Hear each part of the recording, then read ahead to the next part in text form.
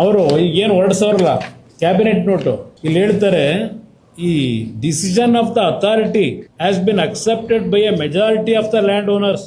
ಈ ಕ್ಯಾಬಿನೆಟ್ ಮುಂದೆ ತಂದಿರೋದು ಅಲ್ಲಿದೆ ನೋಡಿ. ಇಲ್ಲಿ 4,500 ಇವೆಲ್ಲ ಅಬ್ಜೆಕ್ಷನ್ ರೈಸ್ ಮಾಡಿದ್ರು ರೈತರುಗಳು, ನಾವು ಭೂಮಿ ಕೊಡಲ್ಲ ಅಂತ ಹೇಳಿ.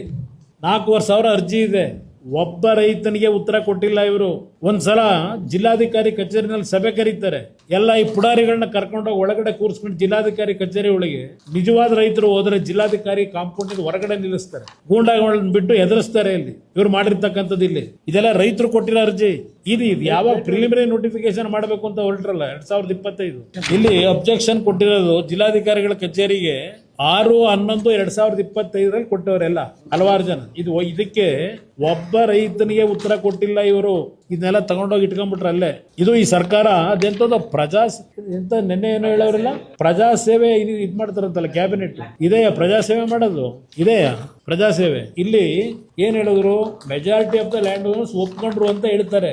Among the privately owned lands notified for acquisition the land owners have expressed their willingness to receive compensation in cash for 50% ಅಂತೆ of the land and developed sites for the remaining 50% ಅಂತೆ. ಇವ್ರು ಹೇಳ್ಕೊಂಡವ್ರೆ 50% ಲ್ಯಾಂಡ್ ವ್ಯಾಲ್ಯೂ ಕೊಡೋದು, 50% site ಕೊಡೋದು ಇವರಿಗೆ ಆಮೇಲೆ ರಚನೆ ಆದ್ಮೇಲೆ.